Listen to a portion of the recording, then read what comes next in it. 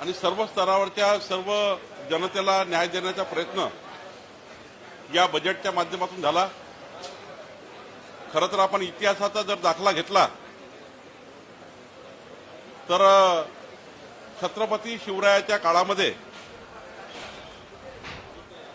छत्रपती शिवरायाच्या राज्य कारभारातले काही दाखले जर आपण काढले तर 18 पगड जाती 12 बलुतेदार वर्गाला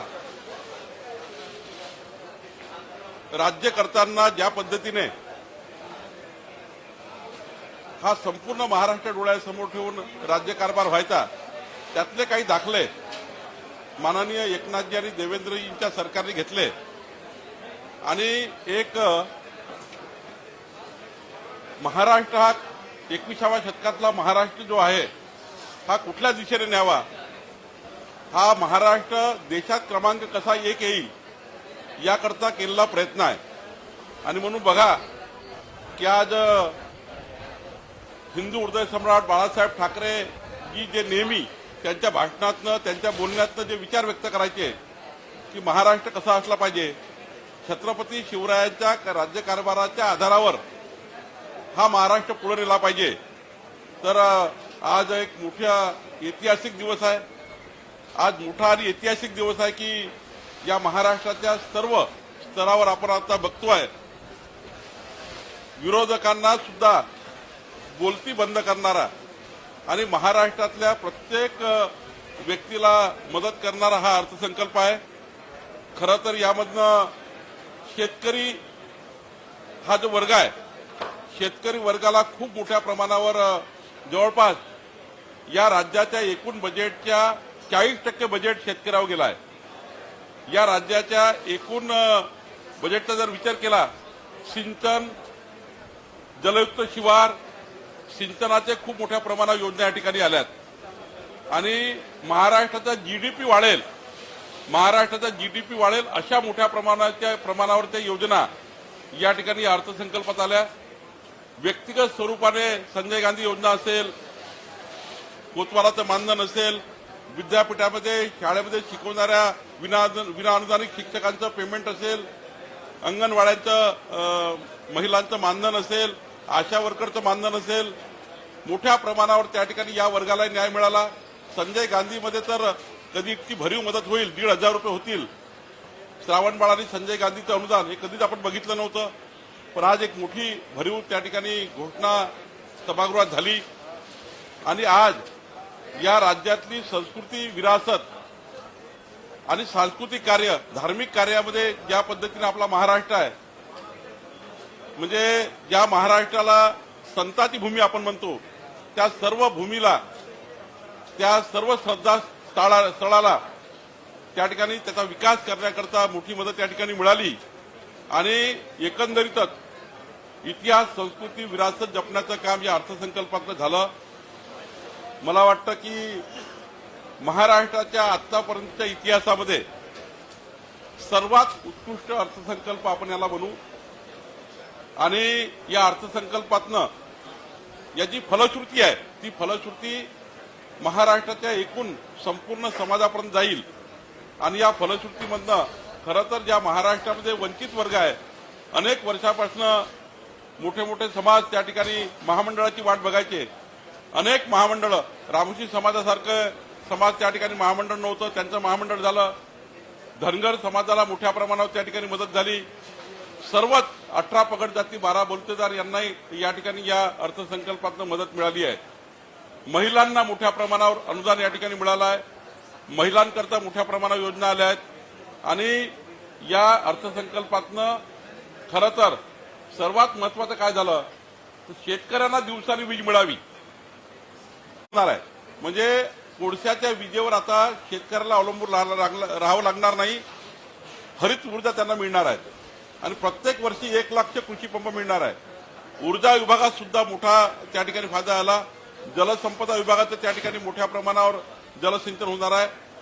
खरं तर आज या बजेटच्या माध्यमातून विदर्भ, मराठवाडा, उत्तर महाराष्ट्र, उर्वरित महाराष्ट्र, मुंबईपासून तर संपूर्ण महाराष्ट्रामध्ये आज जनतेच्या ज्या प्रतिक्रिया बघितल्या, आपण गावागावातल्या प्रतिक्रिया बघा, जनतेमधल्या सोशल मीडियाच्या प्रतिक्रिया बघा, संपूर्ण महाराष्ट्रातनं शिंदे फडणवीस सरकारचं त्या ठिकाणी अभिनंदन होते आहे आणि एकूणच महाराष्ट्राला नवी उभारी देणारा, या महाराष्ट्राला संपूर्ण विकासाकडे नेणारा हा अर्थसंकल्प आहे। मी पुन्हा एकदा महाराष्ट्राच्या जनतेमार्फत या अर्थसंकल्पाच्या माध्यमातून शिंदे फडणवीस सरकारचं अभिनंदन करतो।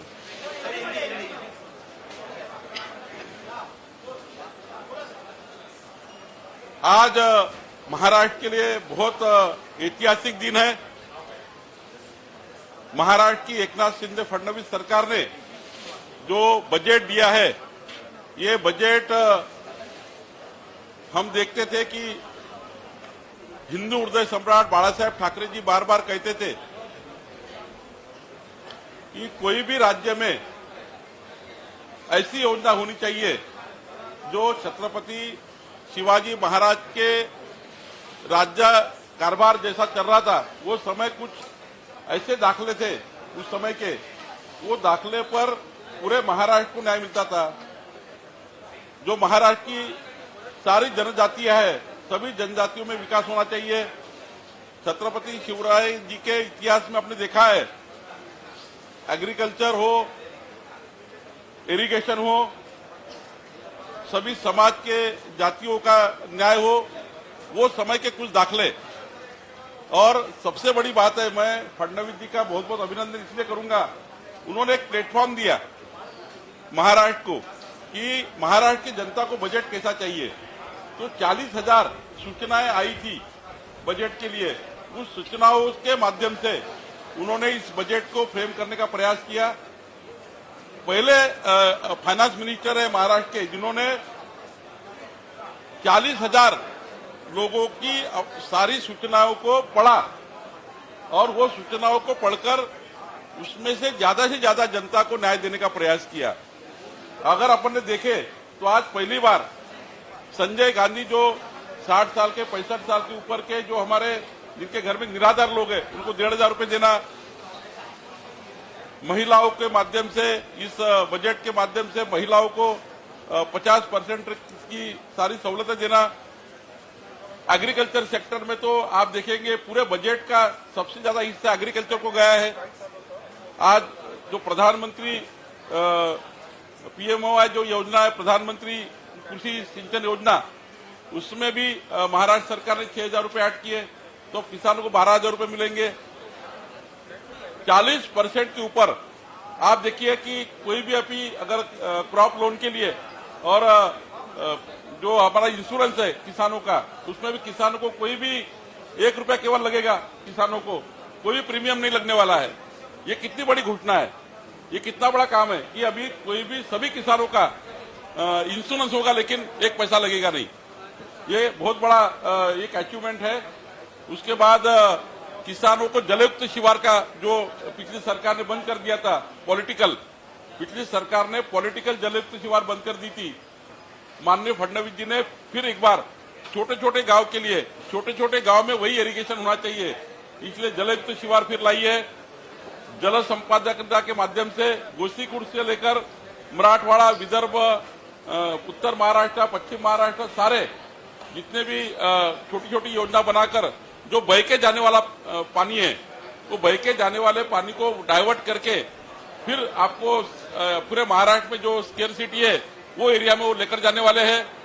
जो बह के जाने वाला वाटर है उसको रोककर वापस लाना और पूरे महाराष्ट्र को देना, ये बहुत बड़ा यानी कोई सोच सकता है, तो फडणवीस जी और एकनाथ शिंदे सोच सकते हैं। ये बहुत बड़ा अचीवमेंट महाराष्ट्र के लिए है। तो एक तरफ एग्रीकल्चर, दूसरी तरफ इंफ्रास्ट्रक्चर, तीसरी तरफ जो जनजाति है उनका विकास, और चौथी तरफ हमारे जो श्रद्धा स्थल है महाराष्ट्र के, सारे श्रद्धा स्थलों को सभी श्रद्धा स्थलों को वहां का जाने वाले सारी सुविधा वहां मिलनी चाहिए, उसके लिए एक बड़ा प्रावधान किया गया।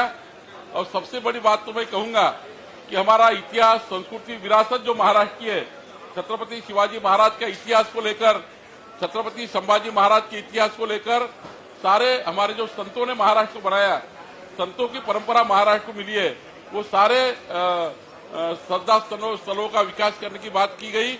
और उसके साथ साथ इंफ्रास्ट्रक्चर डेवलपमेंट, रोड डेवलपमेंट, किसानों के रास्तों का डेवलपमेंट, बिजली के सेक्टर में आप देखेंगे तो बिजली के सेक्टर में तो माननीय अपने अर्थमंत्री जी ने कहा है कि आने वाले 3 साल में 10 लाख किसानों को हम दिन में बिजली देंगे।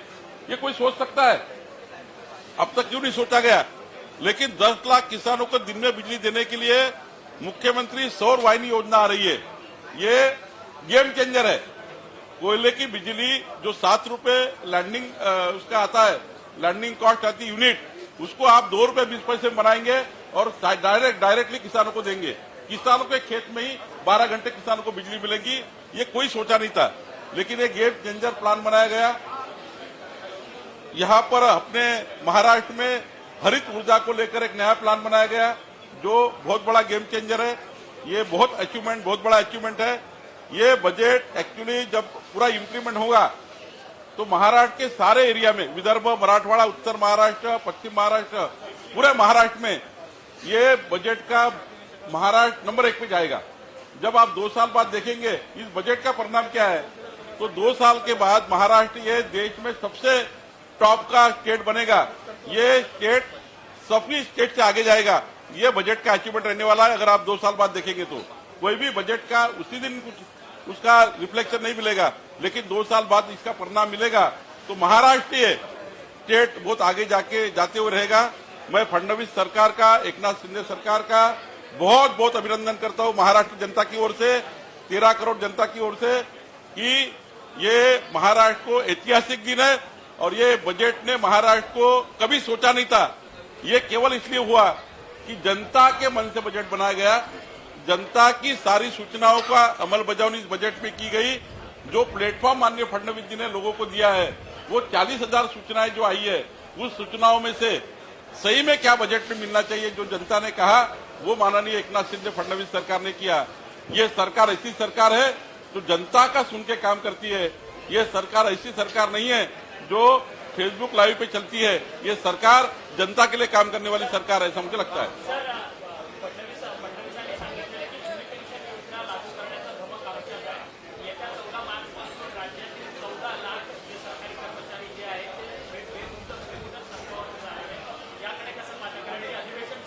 असं आहे की जुनी पेन्शन योजनेबद्दल माननीय देवेंद्रजींनी, एकनाथजींनी शेवटी राज्याचा वर किती भार येणार आहे याकरता एक बैठक पहिले व्हावी। त्या बैठकीतनं त्या जुन्या पेन्शन योजनेमध्ये काही नवीन काही करता येईल का? शेवटी राज्य शासनावरही भार येणार नाही, खूप भार येणार नाही आणि कर्मचाऱ्याचे समाधान होईल याकरता कर्मचाऱ्यासोबत बसून एक मधला मार्ग काढण्याचा त्यांनी प्रयत्न केला। एक बैठकी लावण्याचा त्यांनी परवा सांगितला आहे। त्यामुळं बजेटचा हा काही भाग नाही आहे। त्यामुळं पुढच्या काळामध्ये त्या बैठकीतनं जे काही समोर येईल ते पुढच्या काळामध्ये त्याचा योग्य निर्णय होईल।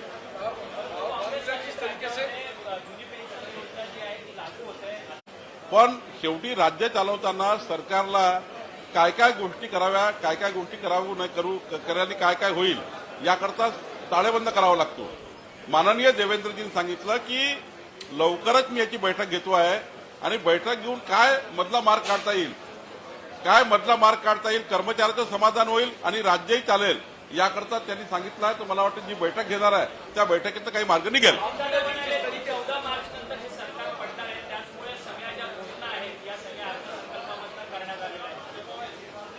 मी यापूर्वी सांगितलं की महाविकास आघाडीचे नेते हे असं का बोलतात?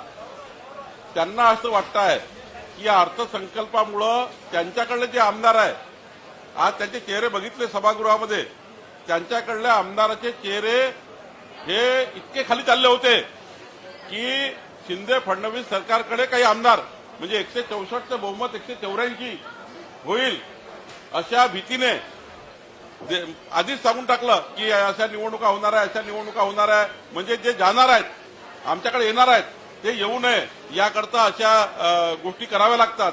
त्या कोणत्याही पक्ष करत असतो। पण आज बघा, विरोधी पक्षातल्या आमदाराचं मनोबल त्या ठिकाणी खचलेलं होतं।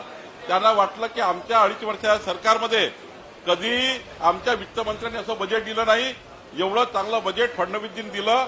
मला वाटतं यातनं 20-25 तिकडले आमदार हे पुढे त्या ठिकाणी त्यांच्या मतदारसंघात त्यांचा पराभव दिसेल आणि म्हणून त्या योजनाच्या माध्यमातून, या बजेटच्या माध्यमातून आपले आमदार डिमोरलाइज होऊ नये ते कायम राहावे. कारण त्याचे चेहरे आज बघितले विरोधी पक्षाच्या आमदाराचे खूप पडलेले चेहरे होते. त्यांना वाटत होतं की असं जर बजेट आलं आणि हे जर इम्प्लिमेंट झालं तर आपण त्या ठिकाणी निवडणूक हरल्याशिवाय राहणार नाही. आणि म्हणून अजितदादांनी मला वाटतं त्यामुळे बोलले असेल. उद्धव ठाकरे जी जिस तरीके से कह रहे हैं कि ये गाजर का हलवा है, किसी को मिलेगा नहीं, सिर्फ प्रसाद की तरह सब जगह बांटा जाएगा. देखिए, जिन्होंने 2.5 साल में कभी जनता के मन में जनता में नहीं गए, 2.5 साल कभी मंत्रालय में नहीं आए, 2.5 साल में कभी उन्होंने अपने खुद के पेन से लेकर कभी चलाया नहीं, सारे विधायकों के कागज जमा किए लेकिन कभी लिखा नहीं विधायक के कागज पे, जिनको महाराष्ट्र ही समझता नहीं है वो क्या बजट समझेंगे. उद्धव जी को महाराष्ट्र समझा क्या? उद्धव जी ने कभी कोई चुनाव लड़ा है क्या महाराष्ट्र में? देखिए, महाराष्ट्र में अगर काम करना है तो सारे क्षेत्र में जाना पड़ता है, सारे विभागों की आकलन करना पड़ता है. सारे विभागों का आकलन एकनाथ जी और देवेंद्र जी ने किया हुआ है. देवेंद्र जी 5 साल इस महाराष्ट्र के मुख्यमंत्री रह चुके हैं. उन्होंने सारे गांव को उनको मालूम है, सारे रास्ते मालूम है, सारा इतिहास मालूम है. महाराष्ट्र की निर्मित से लेकर आज तक का पूरा इतिहास, संस्कृति, विरासत, इस सारे 18 पगड़ जाति 12 बलूतेदार की समस्याएं क्या है, इस महाराष्ट्र की संस्कृति क्या है, उसको कैसा न्याय देना, संतों की भूमि को कैसा न्याय देना, इसकी सारी पढ़ाई देवेंद्र जी और एकनाथ जी ने करते हैं. उद्धव जी को कोई बात की पढ़ाई नहीं है, इसलिए वो हंसते रहेंगे या कुछ वो टिप्पणी करेंगे. उनको बोलने लायक कुछ नहीं है.